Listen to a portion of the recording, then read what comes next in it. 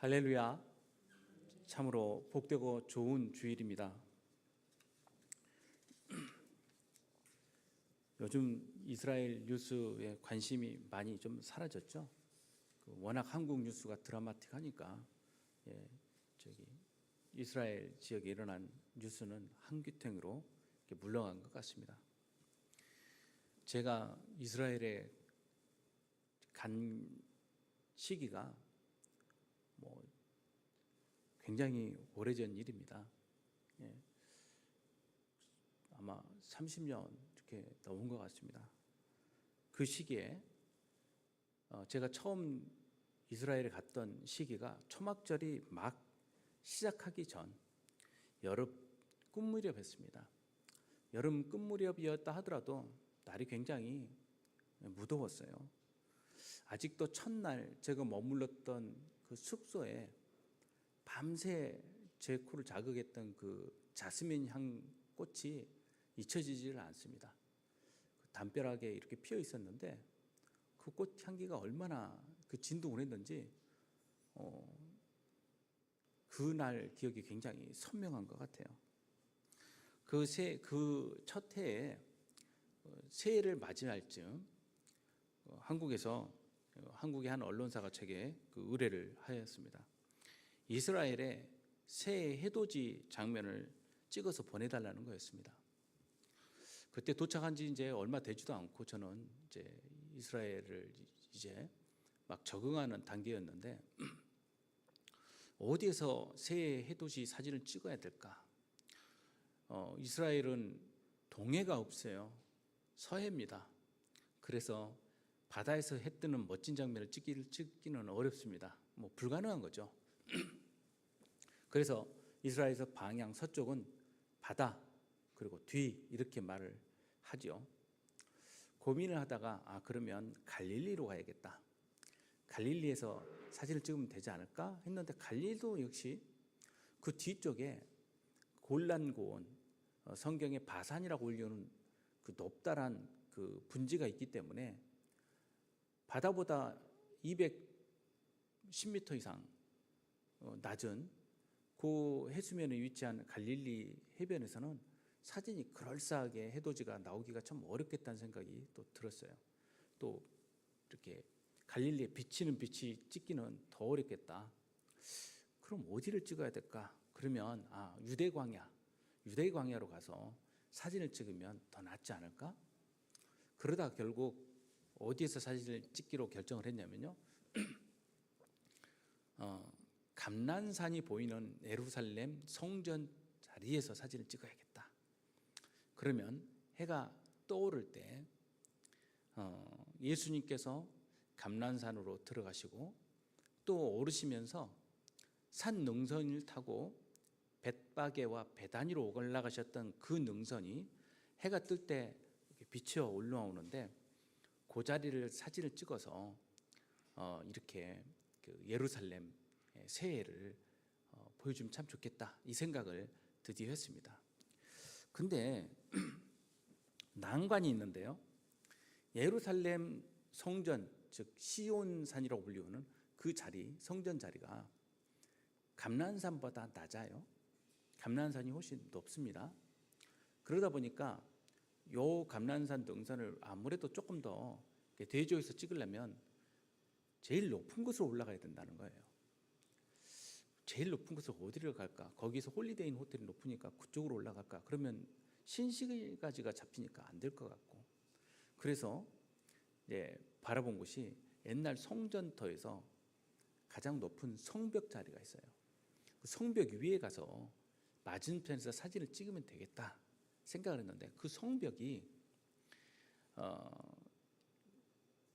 지금으로부터 한 대략 500년 전에 오스만 제국 때 슐라멘 대제라고 불리는 그 왕이 명령해서 재건한 성벽이에요. 십자군 시대 때 다 허물어진 성벽을 꿈속에 하나님이 나타나셔서 꾸짖으시는 바람에 깜짝 놀라서 너는 그렇게 편안한 데서 자고 나의 이 거룩한 그 터는 회파된 채로 놔두냐 하면서 사자를 보내셔서 굉장히 그 호통을 치신 거였어요. 그래서 꿈속에서 깨어나가지고 이 왕이 성벽을 재건하라고 명령을 내려서 부랴부랴 재건한 성벽이 현재 우리가 보는 옛날 예루살렘 성전의 성벽입니다. 길이가 대략 한 4km 정도 되는데요. 높이가 평균 한 17m 정도 됩니다. 그래서 낮은 편이 아니에요. 거기 올라가서 사진을 찍으면 되겠다 하는데 거기에 문제가 이 성벽을 올라가는 게 문제예요. 일반적으로는 부분 개방돼서 올라가는 곳이 있는데 제가 사진을 찍고자 하는 포인트가 있는 곳 자리가 성전이 있는 곳에서 옛날 문이 연결되면서 감난산 쪽으로 나가는 양문이라고 성경에 나오는 자리. 현재는 그 자리가 사자문이라고 불리는데 그 사자문이라고 불리는 이유가 그 슐라마인 대제가 꿈속에서 본 그 무서운 사자, 그 사자를 그 성벽 문에다가 새겨 놓았기 때문에 그렇습니다. 그래서 하나님의 명령을 엄하게 지켜야 된다라는 그런 생각을 갖도록 성벽 문에다가 그냥 이렇게 사자를 두었습니다. 물론 그들은 모슬림입니다. 모슬림이 말하는 하나님도 성경의 하나님이에요, 사실은요. 물론 전혀 우리하고 이해가 다르다라고 우리는 생각을 하지만요. 부분 성경들을 그대로 그들도 읽습니다. 저도 옛날에 모를 때는 왜 그들이 우리 성경을 갖고 창세기도 보고 그러지? 라고 생각을 했었어요. 내용이 좀 바뀌어 있긴 하지만요. 그 자리 위로 올라가야 되는데 거기는 이렇게 폐쇄가 돼 있어요. 특히 아침 새벽 무렵에 거기로 올라가기는 더 어렵습니다. 어떻게 해야 될까? 결국 그래도 각오를 했기 때문에 동트기 전에 제가 옛날 이제 지금 같은 디지털 카메라가 아니고 이 필름 카메라들, 그 슬라이드 카메라들인데 그 장비를 보통 집어넣으면 굉장히 많이 나갑니다. 이 장비가요. 그거 등산 가방, 그 카메라 가방 거기다 짊어지고 성벽 제가 봐둔 그 틈을 통해서 거기를 기어 올라갔습니다. 해가지고 올라가서 해가 동트는 그 날 그걸 찍으려고 거기다 대놓고 이제 바라보면서 사진을 찍는데 얼마나 추운지 몰라요. 그 새벽에는요. 거기 서서 바라보면서 온갖 생각을 다 했습니다. 예수님께서 성전에 이런 아침에 들어오실 때가 많았는데 그때 풍경이 이러했겠지 라면서 그 사진을 찍고 있었는데 해가 이제 환하게 이제 올라오니까 사진을 찍고 있는데 뒤에서 막 누가 나를 부르는 거예요.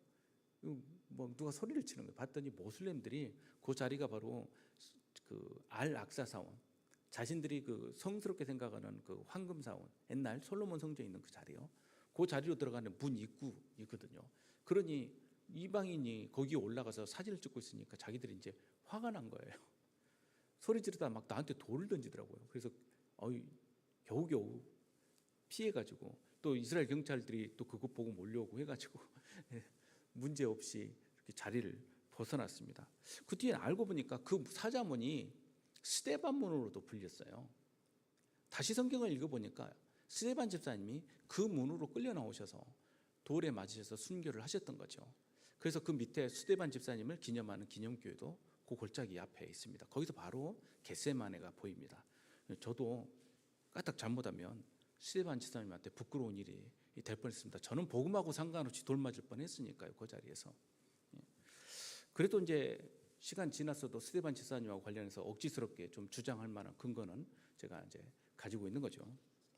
제가 이 장황스럽게 예루살렘과 감난산 이야기를 꺼낸 이유는 오늘 본문의 시작이 바로 이 현장에서 벌어졌기 때문이에요.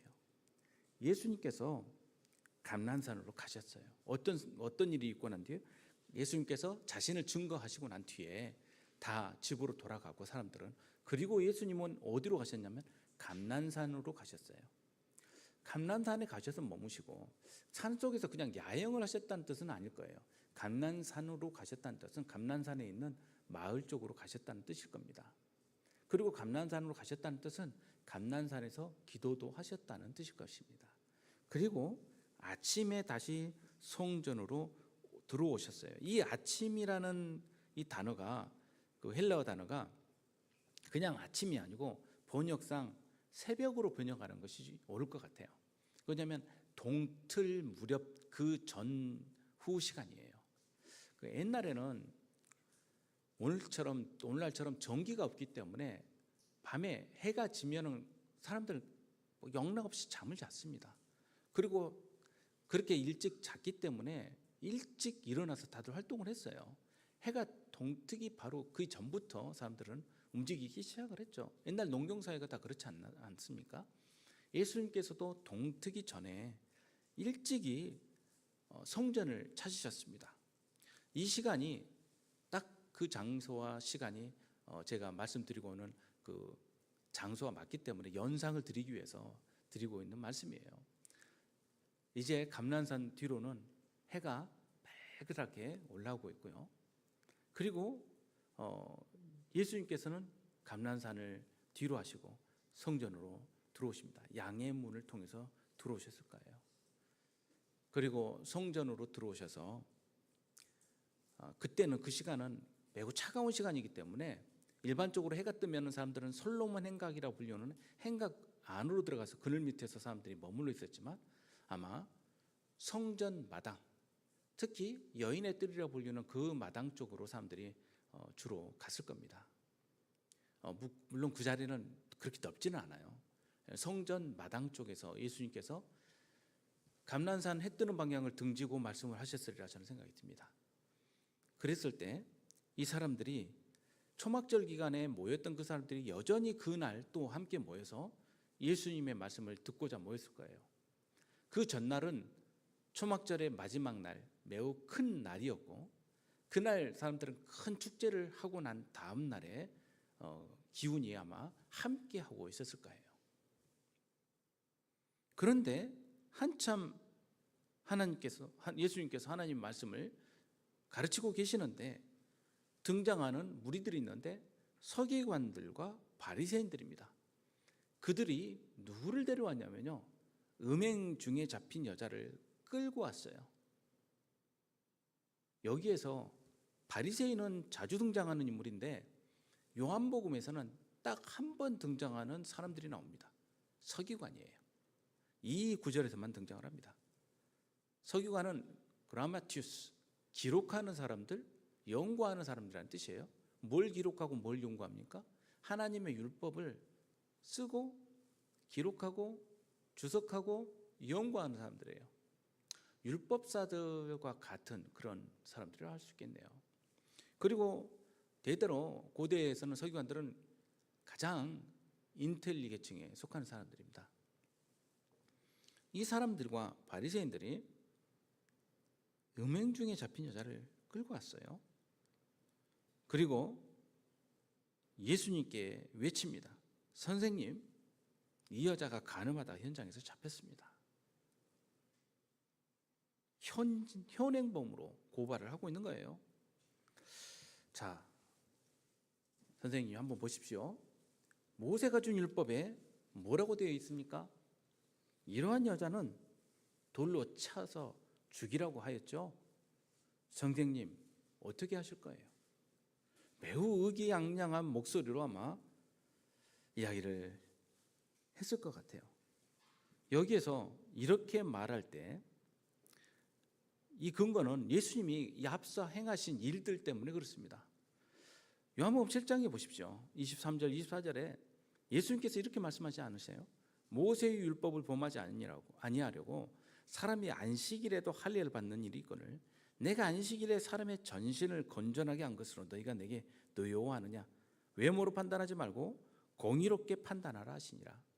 예수님께서 계속 하나님의 말씀을 가지시고 자신들의 관습적으로 지켜놓은 그 하나님의 말씀을 공박하신단 말이죠.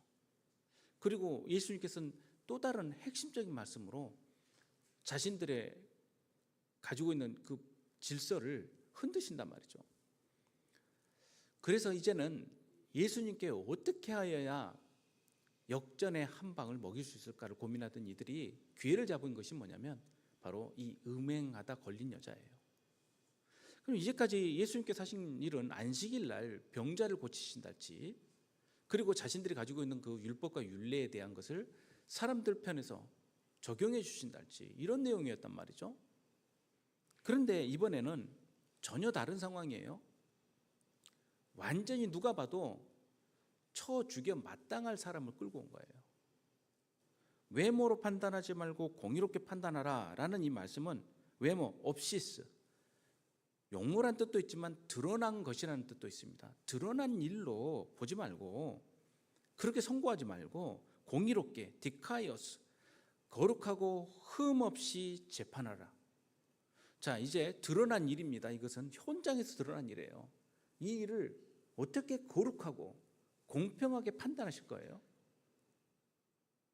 만약에 이제까지 해오신 것처럼 예수님께서 이 여인을 불쌍하지 않냐? 놔주자. 내지는 다른 쪽으로 돌로 쳐 죽이는 것은 너무 심하고 얼마 동안 뭐 격리를 한달지 추방을 시킨달지 다른 방법을 하자라고 제안을 하신달지 아니면 이도저도 못하시니까 그래 율법에 떠진 대로 행하라 라고 하신다면 어디를 선택하셔도 진대양난이에요. 선생님 어떻게 하겠습니까? 한번 말해 보십시오. 레위기 20장 16절 말씀을 인용을 하고 있는 거예요. 이들은요. 누구든지 남의 아내와 간음하는 자, 곧 그의 이웃의 아내와 간음하는 자는 그 간부와 음부를 반드시 죽일지니라. 신명기 22장 22절에도 어떤 남자가 유부녀와 동침한 것이 드러나거든 그 동침한 남자와 그 여자를 둘 다 죽여 이스라엘 중에 악을 제할지니라. 하나님께서 엄하게 다루시는 죄 중에 하나가 이 음란의 죄였습니다. 끌고 와서 모두가 돌로 쳐 죽이라는 거죠. 그런데 이 상황을 보면 신명기나 레위기에서 보면 이 일에 주도적으로 일을 이끄는 사람, 한쪽 사람, 그 남자에 대한 이야기가 굉장히 강조돼서 나오는데 여기서 보면은 잡힌 남자는 없고 여인만 끌려왔어요. 이런 점에서 보자면 이 사건의 의도는 분명히 음란한 일에 대한 고발이 아니라 예수님을 어떻게든 엮어 넣고자 하는 목적으로 진행하고 있다라는 것을 우리가 짐작할 수 있습니다. 그리고 그들이 말한 성경에 기록된 내용 모두 다르죠. 여기에 보면 여인만 잡아올 일이 아니라 남자 여자를 함께 끌고 와서 둘 다 처벌을 해야 됩니다. 그런데 한 편만 가지고 데려온다는 것은 이것은 법이 아닌 거죠. 모세는 이렇게 말했는데 예수님 당신은 어떻게 할 겁니까? 예수님께서 이 상황을 따지고 들지 않으셨어요. 너희들 왜 여자만 데려왔어? 데려오려면 다 데려와야지. 이건 법 절차에 어긋나기 때문에 이건 기소할 수가 없어. 요즘 그 법 기술자들이 얼마든지 이야기할 수 있잖아요. 근데 예수님께서 이런 법 기술을 활용하지 않으시고 예수님은 다른 방법을 쓰셨어요. 그들이 이렇게 말하면 고발할 조건을 얻고자 하여 고발할 조건 이것은 이 기소한다는 뜻이죠. 여기서 고발자라는 뜻은 사단이 하는 일입니다. 성경에서 보면 사단은 고발자로 등장을 하죠. 그러니 이 일의 배후에는 누가 있는 거예요? 사단이 있는 겁니다. 예수님을 고발할 목적으로 또 시험할 목적으로 신문하고자 하여서 이 일을 저지르고 있는 것이죠. 예수님께서 이제 어떻게 응답하시는지 사람들은 정말 침을 삼키지도 못한 채 아마 쳐다보고 있었을 거예요. 어떻게 이 일을 하실 걸까? 여러분들은 어떻게 생각하세요? 그 자리에 서 있으면 우리는 이미 기승전결을 다 알고 있으니까 좀 심심하죠. 그러나 이런 것 없이 나도 성전에서 예수님 말씀 듣고 있는데 음행한 여자가 끌려와가지고 앞에서 재판을 받아야 되는데 예수님이 뭐라고 하실 것인지 우리는 굉장히 노심초사되지 않겠어요? 예? 여자라고만 되어 있지만 사실 둘 다예요. 그러니까 바꿔서 남자를 끌고 왔든 여자를 끌고 왔든 그 자리에서 이 일을 어떻게 처분해야 될지가 참 관심사죠. 예수님께서는 한마디 말씀 오시지 손가락으로 바닥에 글을 쓰셨어요. 흙이 깔려있는 바닥 부분이 있었던 것 같아요. 그 부분에 손가락으로 땅에 무엇인가 쓰셨어요. 요게 또 문제예요. 아니 뭘 쓰셨다라고 성경에 나오면 우리가 덜 답답할 텐데 쓰셨다고만 차라리 이런 말이 없으면 모르는데 쓰셨다 하고 뭔 내용이 안 나오니까 설왕설래가 많습니다. 학자들마다 이렇게 썼다 저렇게 썼다. 여러분 뭐라고 쓰셨을 것 같아요? 여러분도 궁금하지 않으세요? 저는 정답을 알 것 같아요. 여러분 어떠세요? 예, 저도 정답은 몰라요. 그런데 전래되어 오는 학자들의 견해들이 있어요. 이건 소개시켜 드릴 수가 있어요. 이게 맞다라고는 말 못하는 게 제가 가서 여쭤봐야 알 수가 있거든요. 그러니까 저도 여쭤봐야 될 것 같아요. 그때 뭐라고 쓰셨어요? 라고 여쭤봐야 될 것 같아요. 근데 그러면 전통적으로 뭐라고 이해를 했냐면요, 하나는요, 시내산에서 하나님께서 모세에게 주신 십계명을 떠오르게 하셨다는 거예요. 여러분 좀 엉뚱하지 않아요? 무슨 십계명이야 여기서? 그러나 이때 듣는 그 회중들이 다 성경을 달달달달 어릴 때부터 듣고 있었던 사람들인 것을 꼭 생각을 하셔야 돼요. 예수님께서 무슨 일을 하실 때마다 그들은 뭘 연상을 해야 되냐면요, 머릿속에 그려진 그림들을 갖고 있어요. 그 그림들을 끄집어낸단 말이에요. 우리들도 그렇잖아요. 제가 이 첫 구절을 딱 읽는 순간 저는 예루살렘이 펼쳐지고 해가 뜨는 감난산이 펼쳐지고 그 기온과 땅의 냄새까지 저는 느껴지거든요. 여러분들은 아직 그런 경험이 없잖아요. 유대인들은 그 경험을 갖고 사는 사람들 아니에요.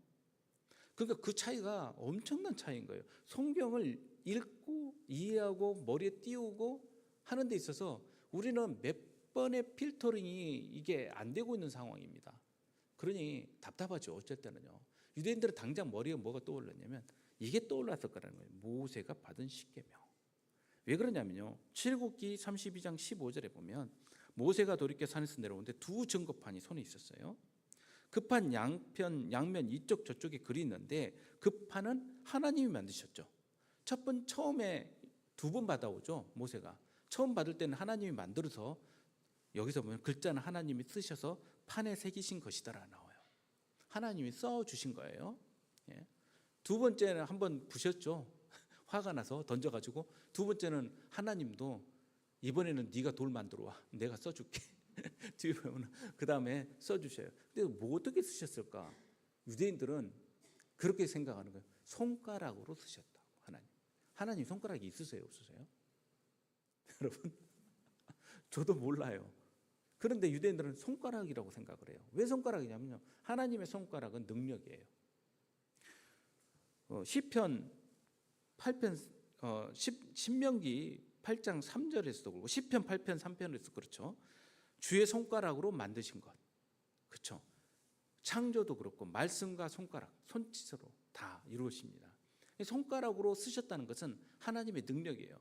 예수님께서 바닥에 하나님의 능력으로 십계명 율법을 쓰셨다는 거예요. 그 중에 그 음란과 관련되는 것, 또 내 이웃의 아내를 탐내지 말지어다, 이 말씀, 이 아마 요구절 아니었을까, 이러면서 그걸 쓰셨다는 것이 일단 학자적 견해입니다. 그럴 법도 해요. 물론 그 앞에 정황들까지 제가 다 설명하면서 이게 악유가 맞는지 안 맞는지를 지금 따지지는 않겠습니다. 다른 견해는요, 초막절 때 불렀던 노랫가사래요. 초막절 마지막 날에 사람들이 여인의 뜰에 모이는데 이 여인의 뜰을 중심으로 성전에 네 기퉁이에 4개씩의 그 커다란 그 등불이 달립니다. 금으로 만든 거대한 그 대적 같은 곳에 그 거룩한 기름이 가득 채워지게 되고요, 그곳에 불이 밝혀지는데 4개씩 16개의 등이 그 성전의 뜰을 밝힙니다. 그러면 이 이스라엘 사람들이 다 올라와서 나이든 장로들과 함께 사람들이 함께 노래를 부르기 시작해요. 유행가 가사가 아니라 그때 어떤 노래를 부르냐면, 젊을 때에 죄를 사함받는 자는 복이 있을지어다. 죄를 지었지만 이제 사함받은 자는 복이 있을지어다. 그 다음날 이 장면과 이게 뭔가 이렇게 연결이 되지 않습니까? 그 전날 이런 노래를 부르면서 죄사함에 대한 축복을 했던 사람들이 정죄하기 위해서 이 여자를 끌고 오는 이 장면에서 예수님께서 너희들이 밤새 불렀던 이 노래 가사를 생각해보라 하면서 쓰셨다는 전승이 있어요. 몰라요? 그 다음에 이런 구절들은 시편 32편 2절에도 다윗이 한 그 찬송이 있죠. 바세바의 간음 가운데 딱 걸렸던 이 사람 말입니다.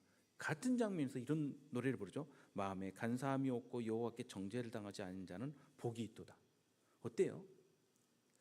다윗도 빠져나가려고 이런 노래를 불렀을까요?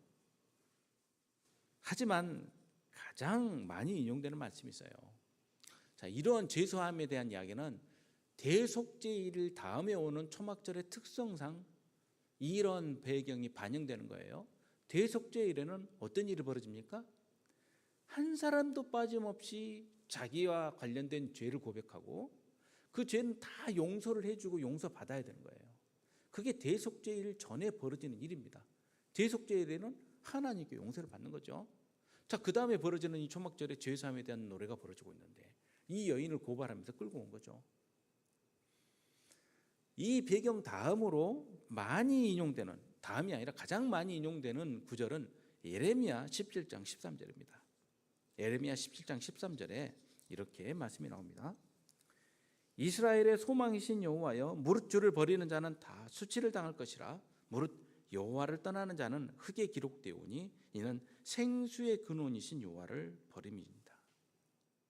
자, 예수님께서 내가 생수의 근원이다라고 이 초막절 날 외치시잖아요. 그러시죠. 그리고 여호와를 떠나는 자는 흙에 기록된다라는 말씀이 같이 또 연관이 되죠. 여호와를 떠나는 자는 누굽니까? 이스라엘의 소망이신 여호와, 주를 버리는 자예요. 주를 버린다는 거, 신랑이신 주님을 버리는 자죠. 그들은 영적으로 간음한 자예요. 이미. 그렇죠? 신랑 예수님, 신랑 하나님을 신부인 이스라엘은 항상 배역하고 간음해 왔어요. 그들은 영적으로 간음한 상태에서 간음한 여인을 끌고 와서 정죄하려는 가운데 있습니다. 자, 이러한 사람들, 영적으로 간음해서 하나님을 떠나고 주님을 배반한 자들은 흙에 기록된 것 같이 결국은 남김없이 사라지게 될 거예요. 흙에 기록된 게 얼마나 남아 있습니까? 바로 사라져 버려요. 얼마 전에 해변가에 우리가 그림을 그린 적이 있어요. 아내하고 우리 아들하고 가서 금방 파도 오니까 싹 지워지는데 깨끗하게 지워지더만요. 보니까 꼭 파도가 아니더라도 바닥에 쓴 글씨는 금방 사라지는 거죠. 우리 눈에는 아무리 선명해 보이더라도 그건 남아있지 않는 거 아니겠습니까? 악인은 이와 같을 거예요. 바람에 나는 재화처럼 흙에 써진 글씨처럼 남김없이 사라질 것입니다. 우리가 보는 속 터지는 상황들 있잖아요. 지금 이 악한 일들 하나님 어떻게 하실 겁니까? 하나님 이름을 빙자해서 벌어지는 저 악한 일들 어떻게 하실 겁니까? 하나도 남김없이 다 깨끗하게 치우실 것이에요. 그의 반면에 의롭다고 인정받는 사람들의 죄는 흙에 쓴 것처럼 역시 남김없이 사라지게 될 것입니다. 자, 어떤 부분이 제일 마음에 드세요? 여러분, 예수님께 한번 여쭤보시기 바랍니다. 그들이 묻기를 맞이 아니하는지라 이에 일어나 이르시되, 이제는 말씀을 하세요. 너희 중에 죄 없는 자가 먼저 돌로 치라. 죄 없는, 이게 남성 형용사라 죄 없는 남자들, 그 남자들이 나서서 죄 없는 여자, 이 죄 있는 여자를 대조시켰다는 해석자들도 있는데, 저는 꼭 이렇게 그 성대조적인 그런 해석들 별로 좋아하지는 않아요. 거기에 남자들만 돌 들고 있었을 것 같아요? 아니에요. 남녀노소 모두 돌 들고 있었을 거예요. 여자들이 더 분노했을 수도 있어요. 저는 여성들이 받는 차별과 피해를 절대 부정하지는 않습니다. 하지만 너무 어떤 성적인 그런 관점에서만 접근하는 것도 이 본문의 의미를 축소할 수 있는 그러한 위험성이 있기 때문에 조심스러운 생각을 갖고 있습니다.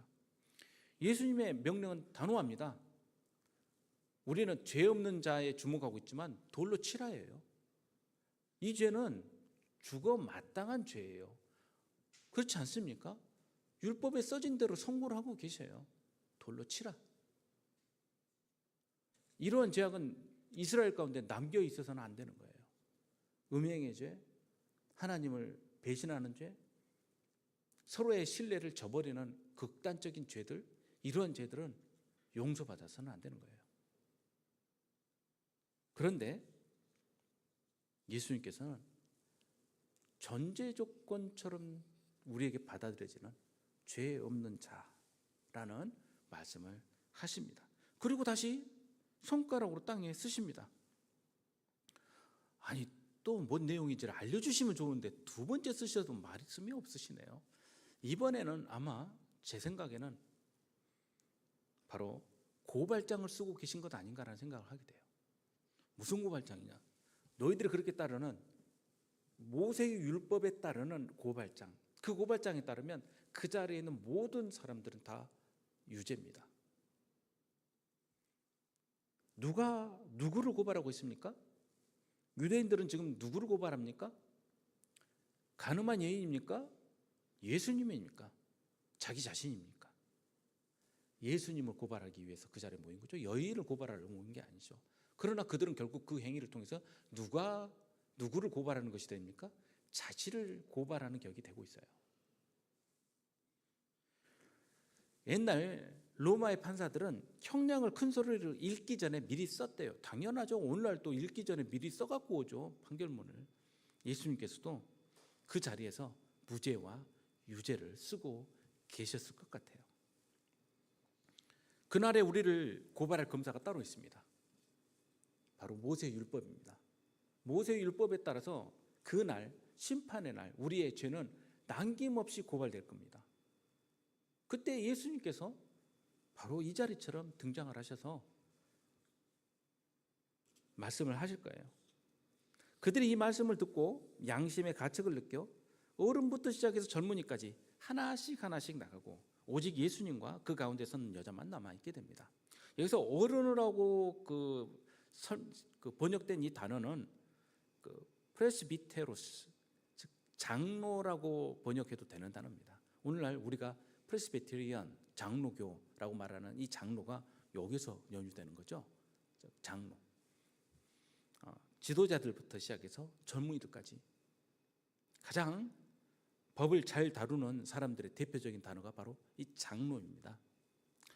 그래서 우리 그 교단도 장로교죠. 제가 좀 우스갯소리를 하나 드리자면요, 이 농담 아닌 농담인데 어느 장로님들을 위한 그 세미나에서 목사님이 강연하다가 교회의 주인은 누굽니까 했더니 앞자리에 앉으신 장로님 손을 번쩍 들더니 장로입니다 그랬답니다. 아 왜요? 그랬더니 저희 교단이 장로교단 아닙니까? 그러니 장로죠. 이분이 진짜 농담을 한 건지 진담을 한 건지, 농담이었겠죠. 설마 이런 정신머리로 해서 죄송합니다. 장로를 하면 되겠어요? 예수님께서 일어나셔서 여자 외에 아무도 없는 것을 보시고 이르십니다. 여자여, 너를 고발하던 그들이 어디 있느냐? 너를 정죄한 자가 없느냐? 저는 한편으로요, 이런 양심의 고발이 통했다는 점이 부럽게 생각되는 부분이 있어요. 즉 예수님의 말씀이 양심으로 울려서 이들에게 그 양심을 일깨우고 그 자리에서 들었던 돌을 놓게 만들었다는 점이 저는 굉장히 부럽습니다. 오늘날 이런 일이 벌어졌다면 어떠했을까 싶어요. 돌 놓고 다 떠났을까? 아니면 돌 들어서 참혹하게 일을 저질렀을까? 한번 생각을 해보십시오. 저는 후자였을 것 같아요.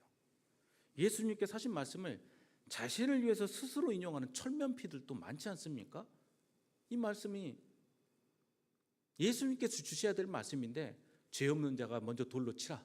내가 나를 정죄하지 말고 나보다 더 잘난 사람 있으면 나한테 뭐라고 좀 해봐. 이렇게 당당하게 자기 죄를 자기가 스스로 가리는 그런 천면피들이 얼마나 많습니까? 그런데 하물며 돌로 자기보다 죄 있다고 여겨지는 사람한테 돌을 발매질하는 것이 뭐 두렵겠습니까? 무서운 세상에 살고 있는 거예요. 대답하되 주여 없습니다. 여기서 없다는 뜻은 하나도 남김없다는 뜻이에요. 진짜 예수님과 이 여인만 남아있는 거예요.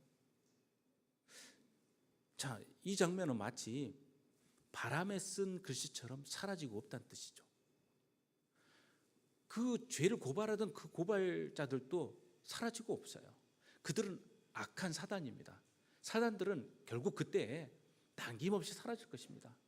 우리들을 고발할 그 고발장도 남김없이 사라질 것입니다. 나도 너를 정죄하지 아니하겠다. 가서 다시는 죄를 범하지 말라 하시니라. 이 말씀 끝에 성경을 보시면 큰 가루가 딱 그어져 있어요. 여러분 눈여겨 보신 적 있으세요? 그런데 이 8장 1절에는 그런 게 없는데 7장 3 끝절에 오늘 읽었던 저희가 7장 53절에는 또 대가루가 시작이 돼요. 이게 뭘까요? 거기서 대가루가 시작되고 여기서 대가루가 끝나요. 그래서 보통 새로운 장이 시작되면 8장 1절부터 몇 절까지 이렇게 하는데 대부분의 설교나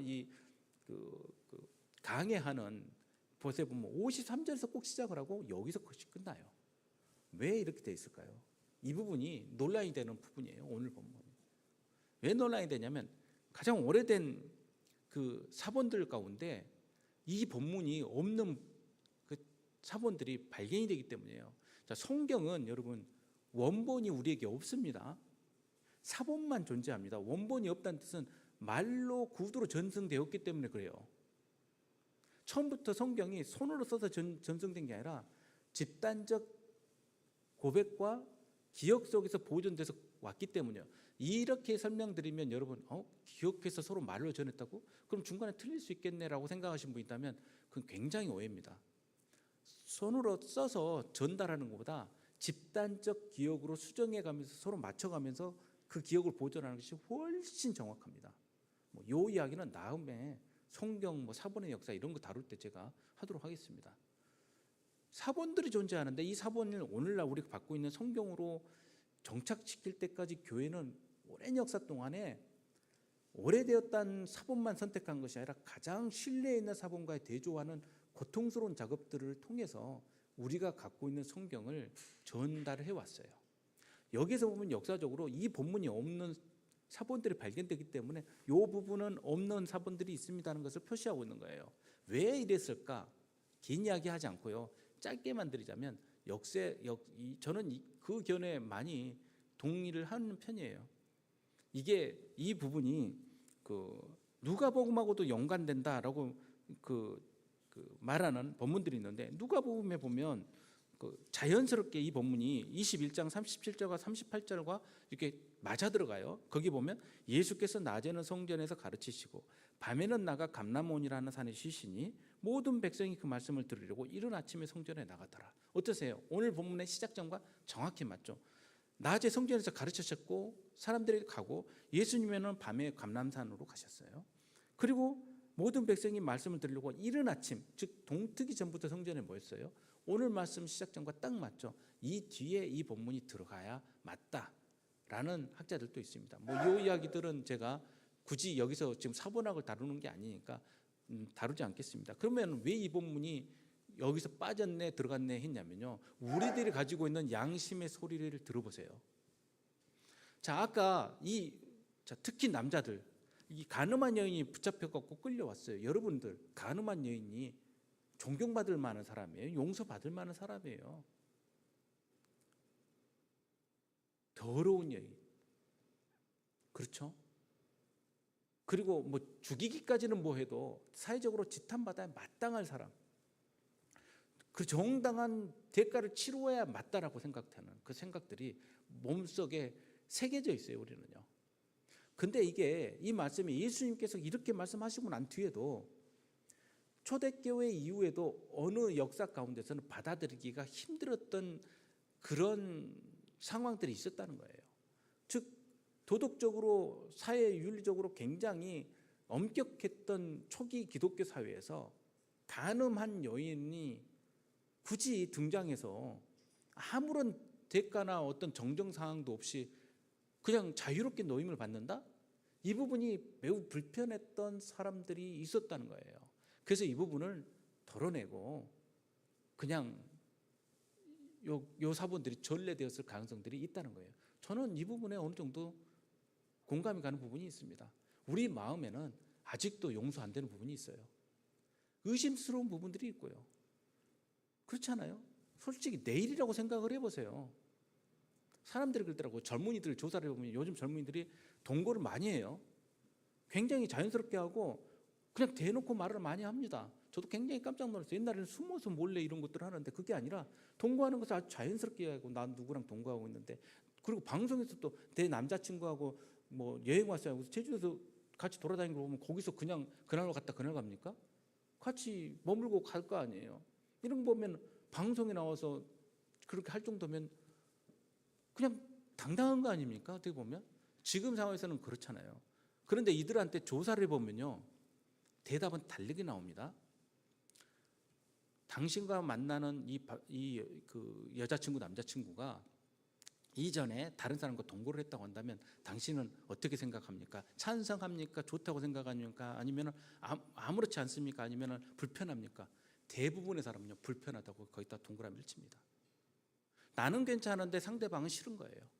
나는 조금 곁길로 가도 내 스스로한테 용서는 되지만 다른 사람은 용서가 안 되는 거죠. 우리들 마음 안에는 이러한 불편함이 깔려 있는 거예요. 예수님께서는 이 부분을 명확하게 지목하고 계십니다. 그러나 이 죄가 그냥 아무 이유 없이 그냥 없는 것처럼 여겨져야 된다는 뜻은 절대 아닙니다. 예수님께서 분명히 말씀하십니다. 나도 너를 정죄하지 않는다라는 말씀은 예수님께서 고발자 사단 앞에서 하나님께 택함받은, 은혜로 택함받은 자들에게 주신 말씀이에요. 이 말씀이 우리에게도 은혜가 되려면 우리가 이런 정죄 가운데 시험받아서는 안 되는 거죠. 나도 너를 정죄하지 않겠다라는 말씀은 너도 정죄하지 않고 있지? 나도 정죄하지 않겠다. 그래, 그 대신 그리고 다시는 이라는 말은 그 출발점이 명확해요. 이 말씀과 이 선택을 받는 이 순간부터는 이러한 죄를 범하지 말라라는 거 아니에요. 이제 예수님께서 이 말씀과 함께 나는 세상의 빛이니 나를 따르는 자는 어둠에 다니지 않고 생명의 빛을 얻으리라는 말씀을 나아가서 하십니다. 이 말씀은 이 장면이 펼쳐진 그 성전에서 그 전날 많은 사람들이 빛으로 이 빛을 사모하면서 하나님의 말씀의 빛, 그 생명의 빛을 찬양하면서 그 밤새 축제를 벌였던 그 자리에서 너희들 율법을 가지고 절기에서 그때만 빛을 노래하니 나는 영원한 빛이다, 참된 빛이다 라는 말씀을 선언하고 계시는 거예요. 그 밤에 그들이 서로 노래하면서 서로 화답하지 않았습니까? 오 기쁘다 우리의 젊은이들이여, 헌신된 자들이여, 현인들이여, 우리 노인들에게, 우리 장로들에게 수치를 돌리지 마십시오. 젊은이들은 화답합니다. 정말 기쁩니다. 우리는 장로님들과 함께 젊은이들의 죄를 씻을 수 있습니다. 그리고 다 함께 외칩니다. 젊을 때 죄를 사함받는 자는 복이 있을지어다. 죄를 지었지만 이제 사함받는 자는 복이 있을지어다.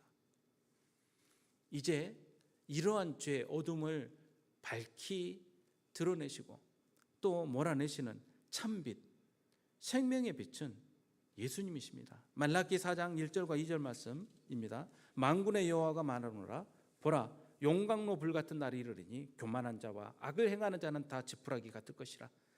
그 이르는 날에 그들을 살라 그 뿌리와 가지를 남기지 아니할 것이로되 내 이름을 경외하는 너희에게는 공의로운 해가 떠올라서 치료하는 광선을 비추리니 너희가 나가서 외양간 안에서 나온 송아지같이 뛰리라. 악인의 존재는 흙에 쓴 것처럼 이 재처럼 사라지게 될 것입니다. 그러나 주님을 경외하는 자녀들에게는 모든 죄를 치유하시는 생명의 빛을 비추어 주실 것입니다. 성도 여러분, 이제 예수님의 음성을 들으십시오. 나도 너를 정죄하지 아니하겠다. 저와 여러분, 하나님의 택하신 자녀들을 향하여 선언하신 말씀입니다. 생명의 빛으로 나오라 말씀하시는 주님의 음성을 듣고 응답하는 저와 성도님들 되시기를 주님의 이름으로 축복합니다. 함께 기도하겠습니다. 아버지 하나님, 우리들은 참으로 그렇습니다. 우리 마음에는 정죄의 그 욕심이 가득해 있습니다. 우리의 눈은 음란한 눈처럼 매번 우리들의 욕심을 채울 궁리를 하다가 우리보다 못한 자를 만나면 득달처럼 달려듭니다. 아버지 하나님, 우리 마음에 정죄하는 시험이 있기보다 예수님으로부터 용서받은 그 은혜와 기쁨이 가득하게 하시고 그 은혜와 능력으로 우리들이 힘있게 하나님의 복음을 전하며 살아가는 저희들 되게 하여 주시옵소서. 감사드리며 예수님의 이름으로 기도하옵나이다. 아멘. 우리 함께 일어나셔서